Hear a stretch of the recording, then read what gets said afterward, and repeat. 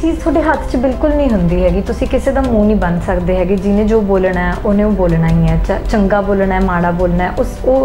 तो मेरी यह बिलीफ है कि हर बंदा जो थोड़े बारे बोलता है वो थोड़े बारे घट बोल रहा होंदा, उन्होंने आपदे बारे वो चीज़ ज़्यादा डिफाइन कर रही होंदी है। थोनू ग्रूमिंग सैशनस ने की सिखाया? ग्रूमिंग सैशनस ने मैंने बहुत कुछ सिखाया, बिकॉज मैं पर्सनली बिल्कुल भी वही जिहा इंसान नहीं हैगी कि जिन्होंने आराम नाल गल करनी आती होवे, सोफिस्टिकेटेड नहीं होवे। मैं वो बिल्कुल नहीं सी शुरू तो, मैं तो जिवें बच्चे होंदे ने शरारती जे उवें दी रही हाँ।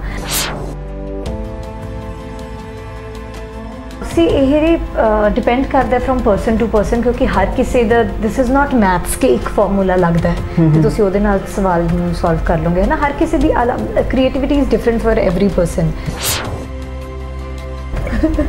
हेलो हेलो, कौन बोल रहे हैं? मैडम नमस्ते। हाँ जी सर। भैया कहाँ हो आप अभी? हम सर नहीं भैया हैं, हम हैं ट्रिब्यून चौक। अच्छा, तो भैया अब है नहीं कैश, तो किसी और तरीके से ऑनलाइन देख लो अगर कोई। हम ऐसे वैसे काम नहीं करते मैम, किसी और तरीके कैसे करेंगे आप बताइए। आप पेटीएम हमारे पास है नहीं, फ़ोन हमारा नोकिया है, हमारी हम भी जो मेरी बीबी है। मैं क्या बताऊं मैडम, बहुत परेशान चल रहा हूं मैं, पैसे ऊपर से गाड़ी ख़राब हो गई, ऊपर से मैडम कह रहे हैं पेटीएम ले लो। मैडम पास आईफोन है, मैडम तो मतलब फ़ोन लेके हम भाग जाएँ फिर वो गलत बात हो जाएगी, हमारा ईमान नहीं मानता। ऐसा थोड़ी बोल रही है कि आपको पे नहीं कर रही है, ऐसा तो आप क्या अजीब गरीब बातें कर रहे हो। दोनों किसी दोस्त के पास होगा, उसको पैसे दे देते, वो कैश दे देगा आपको। सत श्री अकाल जी, की हाल चाल किदा सारे? मैं ही तुहाडा अपना सज्जल बब्बर, तुसीं देख रहे हो Punjab plus TV. The show is called सितारे नाल गलबात, और अज साडे नाल शो विच मौजूद ने एक बहुत ही वधिया कलाकार, एक बहुत ही वधिया एक्ट्रेस, जिन्हां दी आपां शुरुआत करांगे स्पैशल शायरी दे नाल। कहंदे मिहनतां ने कीतियां वधाया करदा मान, साडे नाल हरशीन चौहान। सत श्री अकाल जी, की हाल चाल? सत श्री अकाल जी, मैं हाँ Harsheen Chauhan. Welcome to the show. सत श्री अकाल जी, thank you for having me here. So तुहाडे लई एक शायरी जो कि स्पैशल हैगी, but this is not mine, ये मैनू बड़ी पसंद है तो मैं तुहानू डेडिकेट करदा। कहंदे कि मैंने घर की हर दीवार पर तेरी तस्वीर लगा रखी है, मैंने घर की हर दीवार पर तेरी तस्वीर लगा रखी है, अब जन्नत से भी हसीन मुझे मेरा घर लगता है। वाह क्या बात, वेरी नाइस। ये कित्थों तुसी पढ़ी हैगी है? ये first I used to read a lot. Okay, मैनू वधिया लगदा गुड कंटेंट नू रीड करना। Good, very nice, I like it. So उसी तरह तुहानू मिलना भी कि learning, I learn from inspirational people, you inspire me lot, because अपने आप नू स्टैंड करना एक बहुत वड्डी गल हुंदी है कि अपने आप नू पहला स्टडीज़ नू कंप्लीट करना, फैमिली नू सैटिस्फाई करना कि येस आई एम केपेबल, कि मैं जॉब कर लूँगी जे नहीं कुछ होया। So because being in acting it's always have seen that कि एक्टर्स बहुत एजुकेटेड ने आजकल, जो कि एक बहुत ही वधिया गल है। सो पहला सवाल मेरा यही है कि फैमिली नू कन्विंस किद्दां कीता कि I want to be to this field, because जिहड़ा ये फील्ड है बहुत कई बार डावाडोल हुंदा है, एक्सपेशली फॉर गर्ल्स। हाँ जी, फैमिली नू कन्विंस करना मतलब मैं नहीं कहूँगी कि बहुत सौखी जर्नी रही है, लेकिन एवं भी नहीं कि कोई बहुत औखा रहा है या बहुत फाइट करनी पई, इदा का भी कुछ नहीं सीगा। सो मेरी फैमिली नू शुरू तो इस चीज़ के बारे आइडिया सी, क्योंकि घरदिਆਂ ਨੂੰ अपने बच्चे का पता होंदा कि उन्होंने एरियाज ऑफ इंटरस्ट की ने। तो मैं शुरू तो ही स्कूल दे विच बहुत एक्टिव रही सी इन को curriculum activities. I was in the 6th class जो मैं फर्स्ट टाइम स्टेज के उत्ते माइक फड़ के I was the chief commentator for the entire annual function of a school.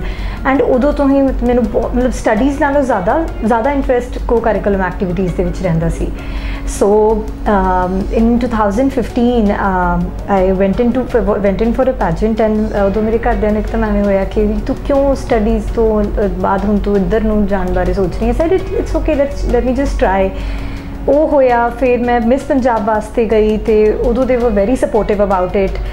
करते करते step by step as they saw my effort and growth, वो भी थोड़ा कन्विंस होने लग गए। And currently at this point they I think I feel it that they want it more than me कि अच्छा करे, वधिया ग्रो करे, अपने लिए वधिया नाम कमावे, साडा नाम उच्चा करे। तो राइट नाउ जिन्नी सपोर्ट मैनू मेरी फैमिली दी है, I couldn't have asked for more. It has been very supportive, and you really cannot go anywhere without family. I'm very thankful to them for this. क्या बात है। So कहते शुक्राना करना बहुत ज़रूरी है, and I'm really happy to know कि you're really thankful to God and your parents. बिल्कुल। So एक ਜਿਹੜੀ ਹੁੰਦੀ ਹੈ ਨਾ मोमेंट की ਜਦੋਂ ਤੁਸੀਂ ਜਾ ਰਹੇ ਹੁੰਦੇ, ਆਪਣੇ ਫਾਦਰ ਜਾ ਰਹੇ ਨੇ ਕਿ ਹਰਸ਼ੀਨ ਦੇ ਫਾਦਰ ਜਾ ਰਹੇ ਨੇ, ਉਹ ਮਤਲਬ ਉਹ ਫੀਲ ਕਰਦੇ ਹੋਣੇ ਉਸ ਚੀਜ਼ ਨੂੰ, ਉਹ ਮੋਮੈਂਟ ਕਿਦਾਂ ਲੱਗਦਾ ਕਿ ਜਦੋਂ ਕੋਈ ਕਹਿੰਦਾ ਕਿ ਹਰਸ਼ੀਨ के फादर जा रहे हैं? बहुत वधिया लगता जी उस मोमेंट से, तो बहुत ज़्यादा अच्छा लगता है। सो मैंने एक इंसीडेंट याद आ रहेगा।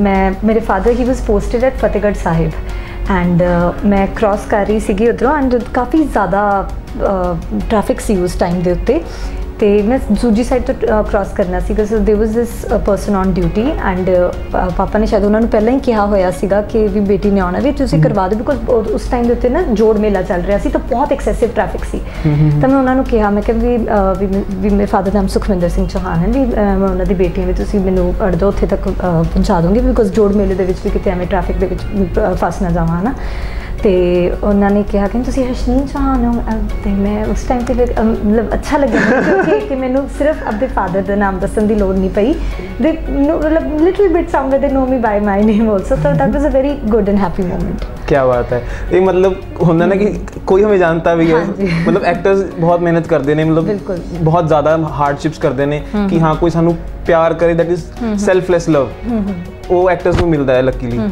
एक सेकंड मेरा क्वेश्चन ये है कि you been into pageantry theatre acting and modelling more over in films है ना तुसी रैंक कितना करोगे उस चीज़ ਨੂੰ see this is a personal preference किसी को कोई चीज़ ज़्यादा चंगी लगती है आई एम नॉट सेइंग कि जो मेरी प्रेफरेंस है तो यही रैंकिंग होनी चाहिए है but for me acting has always been my top most priority because I always saw myself more of a you know a vocal performer, a lot to do with more of expressions and characters and depth. So it's films as the topmost priority for me, and then it would be web series, and then songs, then theatre, and then pageantry. क्या बात है। So pageants have always been a part जो थानू grow करते ने, groom करते ने, है ना? They have sessions called grooming sessions जिथे की हुंदा कि इंसान सीखता है कि how to talk to people, how to walk, and कितना अपना stand लेना है basically। ਤੁਹਾਨੂੰ ਗਰੂਮਿੰਗ ਸੈਸ਼ਨਸ ਨੇ ਕੀ ਸਿਖਾਇਆ? ग्रूमिंग सैशनस ने मैंने बहुत कुछ सिखाया बिकॉज मैं पर्सनली बिल्कुल भी वही जो इंसान नहीं हैगी कि जिन्होंने आराम नाल गल करनी आती होवे सोफिस्टिकेटेडली बैठना होंदा होवे मैं वो बिल्कुल नहीं सी शुरू तो मतलब जिवें बच्चे होंदे ने शरारती जे उवें दी रही हाँ बट ये पैजेंट्स के थ्रू ही होया कि उन्होंने उत्थे एक एक चीज़ ते काफ़ी डिटेल होंदी है कि तुसीं बैठना है तो you know this is your position तुसीं इस तरीके नाल बैठना है your hands should be placed like this and every single minute little detail your manner of walking talking and expressing yourself to the other person. So pageants they really groom you in presenting yourself out to the world in the most confident way possible. क्या बात है मतलब इन्ना जेड़ा ज्ञान है ना तो देखो ਜਿਹੜੀਆਂ ਵੀ ਕੁੜੀਆਂ ਨੇ ਜਿਹੜੇ ਮੁੰਡੇ ਨੇ ਨਾ ਜਿਨ੍ਹਾਂ ਨੂੰ मतलब जो कि कुछ करना चाहते हैं है ना मॉडल बनना चाहते हैं पेजेंट्स करो learn a lot because it's all about learning so इन्ना ज्ञान लैन तो बाद थोड़ा जिहा होर ज्ञान लैंदे हैं learning knowing the other side of a machine that segment is called how to है ना किद्दां किद्दां भाई वो वाली बट ਇਹਦੇ ਵਿੱਚ ਇਹ ਹੈ ਕਿ ਜਿਹੜੇ ਸਵਾਲ ਹੋਣਗੇ ਕਿ ਥੋੜੇ ਪਰਸਨਲ ਲਾਈਫ ਨੂੰ ਲੈ ਕੇ ਕਿ ਲੋਕਾਂ ਨਾਲ ਡੀਲ ਕਿੱਦਾਂ ਆਪਾਂ ਕਰੀਦਾ ਹੁੰਦਾ ਸੋ ਪਹਿਲਾ ਸਵਾਲ ਇਹ ਹੈ how to get rid of toxic people okay so personally ਔਰ professionally any of the way because ਆਪਾਂ ਪਰਸਨਲ ਲਾਈਫ 'ਚ ਤਾਂ ਆਪਣੀ ਸਿਰਫ ਫੈਮਿਲੀ ਹੁੰਦੀ ਹੈ ਦੈਟ ਇਜ਼ ਵੈਰੀ ਪੋਜ਼ਿਟਿਵ ਜਦੋਂ ਆਪਾਂ ਘਰ ਤੋਂ ਬਾਹਰ ਨਿਕਲਦੇ ਹਾਂ people are very sweet to us but sometimes they're not productive they seem to be productive ਉਹਨੂੰ ਆਪਾਂ ਕਿੱਦਾਂ ਡੀਲ ਕਰੀਏ okay so usually see each one of us we come across toxic people इदां दा कुछ ना कुछ तो हुंदा ही रहंदा है so personally ਤਾਂ ਮੇਰੀ preference ਇਹੀ ਹੁੰਦੀ ਹੈ ਕਿ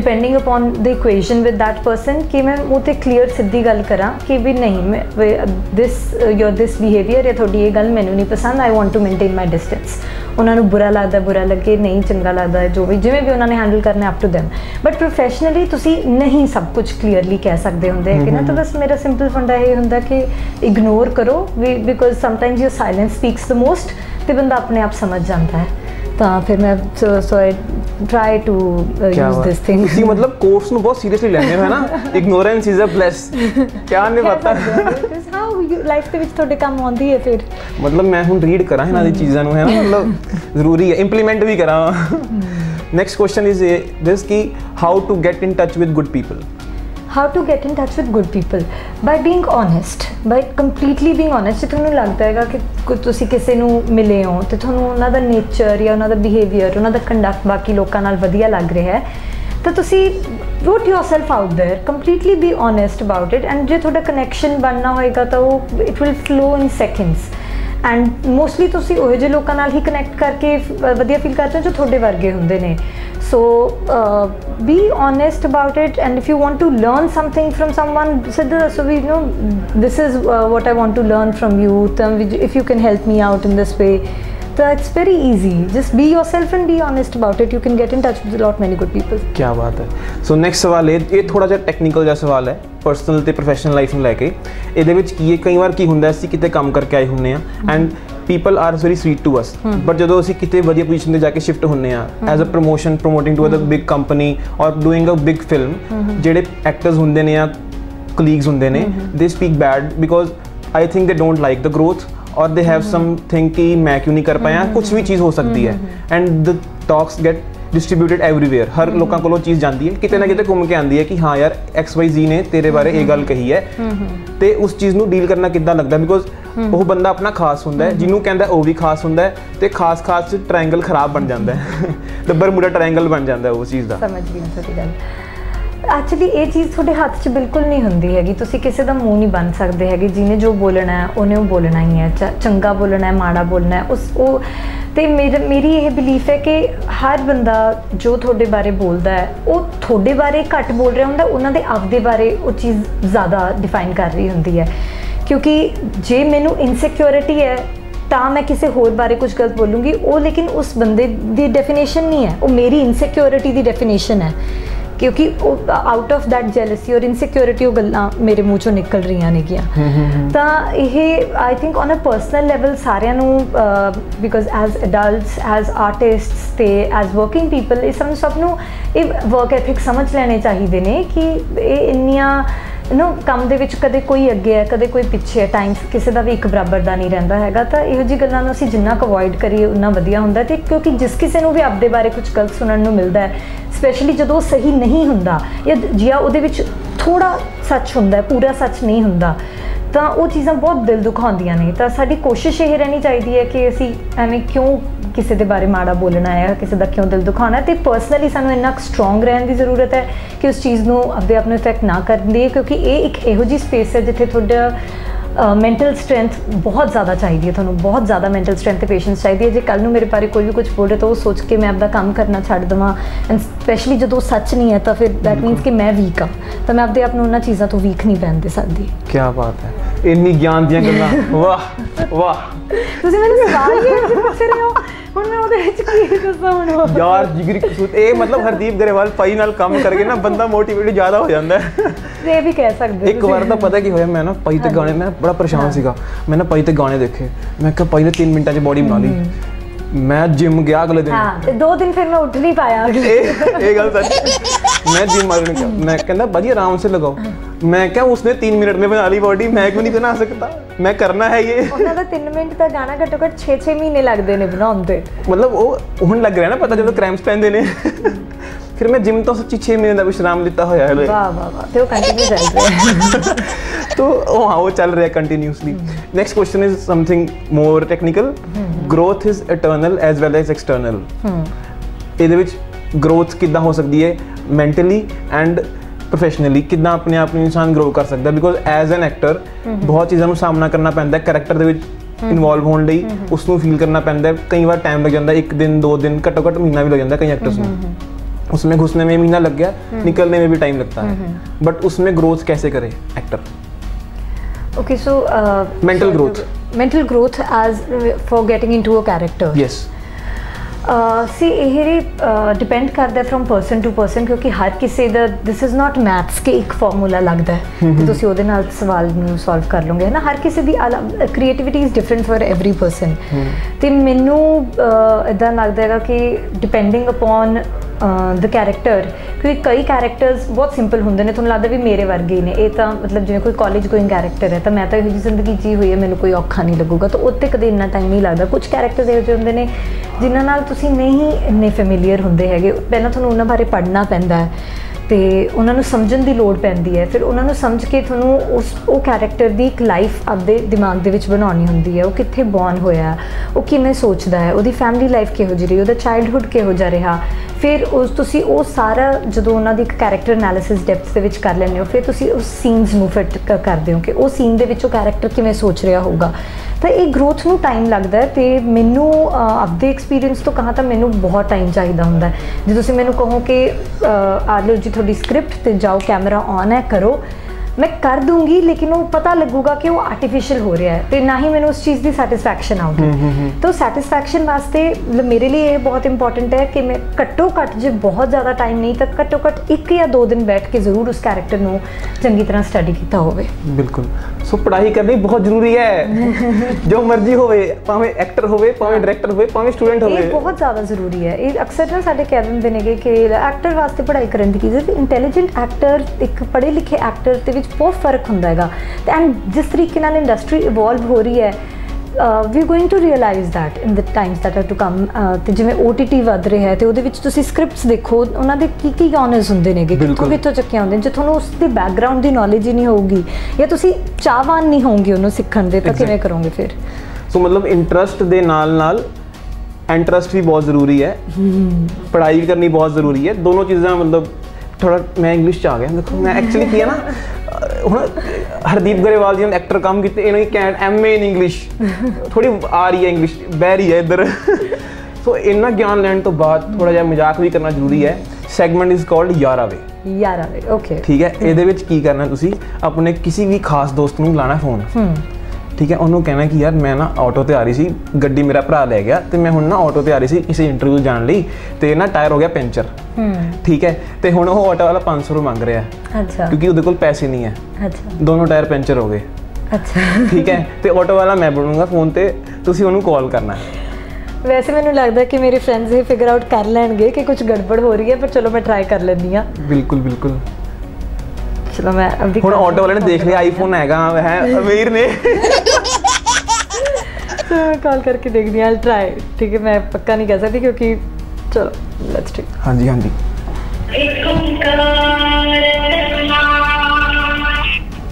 हेलो, हाँ रुपी कितने हैं? घरे यार मेरी गल सुन, थोड़ी जी ना एमरजेंसी है। मैं ना इधर आ रही सी चंडीगढ़, तो साडी ना कार खराब हो गई, तो उदों मैं पहुंचना सीगा टाइम पे, तो मैं इत्थों रिक्शा लै रही सी, और रिक्शे का भी कोई ना कोई प्रॉब्लम आ रही, तो मेरे को ना कार्ड है ना गूगल पे भी नहीं चल रहा, मेरा बैंक नहीं एक्सेप्ट कर रहा हैगा। तो माड़ा प्लीज़ 500 पेटीएम कर देंगी, मैं तेन वो नंबर दस दिंदी। कैश चाहिए? कैश मैडम, पेटीएम नहीं है हमारे पास, कैश चाहिए। मैं और क्या कर सकती हूँ फिर भैया? अभी मैडम को ऐसे थोड़ी होता है, आपको वहाँ से लेकर आए हैं हम।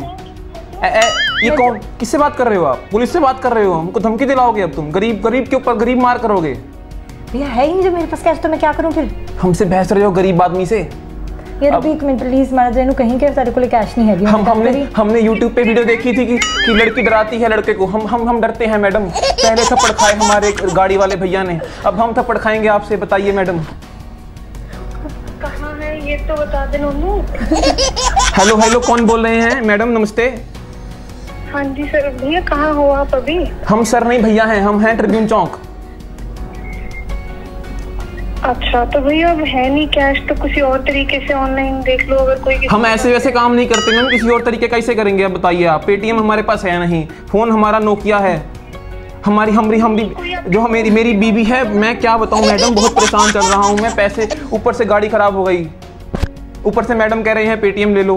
मैडम पास आईफोन है मैडम, तो मतलब फ़ोन लेके हम भाग जाएं फिर वो गलत बात हो जाएगी, हमारा ईमान नहीं मानता। आप ऐसे कि हम वो ऐसा थोड़ी बोल रही है कि आपको पे नहीं कर रही है, ऐसा तो आप क्या गरीब बातें कर रहे हो। बोलो किसी दोस्त के पास होगा, उसको पैसे दे देते, वो पैसे देगा आपको। मैं कहा, मैं इन्नी बार कहा, मैं क्या मेरा कार्ड भी नहीं चल रहा, भी मैं बाद दे विच दे दूंगी, या तो तेन मन ही नहीं रहा है भी तू हले पेटीएम करवा ले, तो तेरे को आ ही जाऊगा कुछ। मैडम गाड़ी खराब है, क्या करें बताइए आप?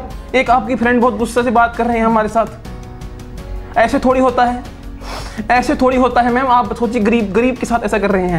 अभी गाड़ी खराब हो गया है, सारा दिन दिहाड़ी लेकर जाना है हमारे को, 200 रुपए का दिहाड़ी बनता है। उनको भी बोल देंगे तो भैया